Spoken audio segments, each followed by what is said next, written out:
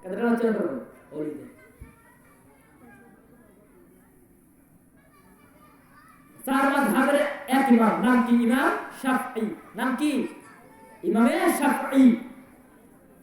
তিনি বাইতুল মুকাদ্দাসে নামাজ পড়ান। তে বাদশা হারুনুর রশিদের কাছে খ্রিস্টানরা চিঠি পাঠিয়ে দিয়েছেন, ওলিদের কিরামত বলতেছি। তে চিঠি পাঠিয়ে দিয়েছেন যে বাদশা হারুন, তুমি যদি প্রমাণ করতে পারো ঈসাকে আমরা আল্লাহর ছেলে বলি, তোমরা বলো আল্লাহর নবী, প্রমাণ করতে পারলে, প্রমাণ করতে পারবে কি আমাদের সৈন্য যাইতেছে। বাদশা হারুন আর রশিদ চিন্তায় পড়ে গেলেন। কারণ কি? চিন্তায় করার একটাই কারণ, যুদ্ধে একবার পরাজিত হলে তৃতীয়বারে জিতা যায়, কিন্তু বাহাসে যদি একবার হারে সে আর দ্বিতীয়বার জিততে পারে না, তার ইসলাম মাথা গুটিয়ে থাকা লাগে। এই চিন্তা করে বাদশা হারুন আর রশিদ তিনি তিনার দরবারে চিন্তার মধ্যে আছে। এমন সময় তিনার খলিফা দ্বিতীয় বলে, বাদশা হারুন আপনি চিন্তা তো কেন?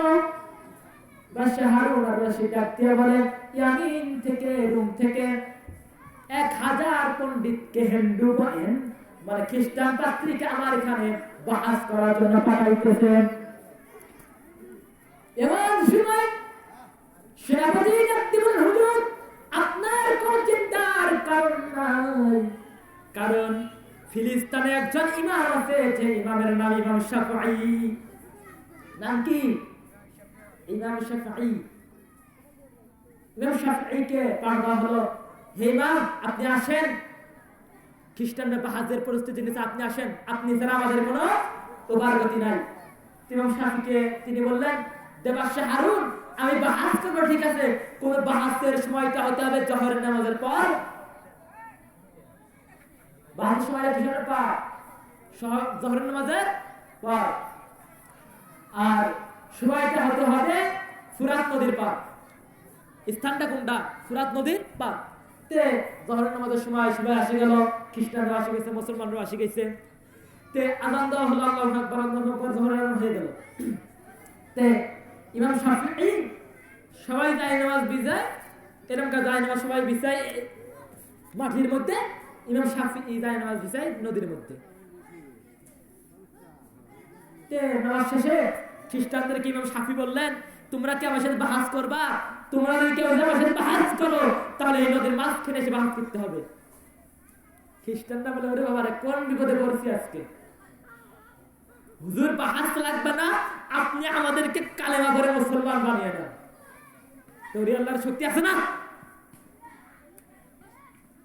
ওরে আল্লাহর শক্তি আছে না? আমি নিজেই প্রমাণ। আমি একদিন গিয়েছি বগুড়া পাগলা বাবার, সবাই শুনছেন তো, পাগলা বাবার মাজার, বড় মাজার শরীফ। ওখানে ওরস আমি তৃতীয় মেহমান, তৃতীয় বক্তা ছিলাম। ওরস যাবো, সেই সময় আমার এই হাতটা একটু শক্ত শক্ত লাগলো, মানে হাত নড়াইতে পারছি না। অনেকক্ষণ চেষ্টা করেছি, ডাক্তারকে দেখালাম,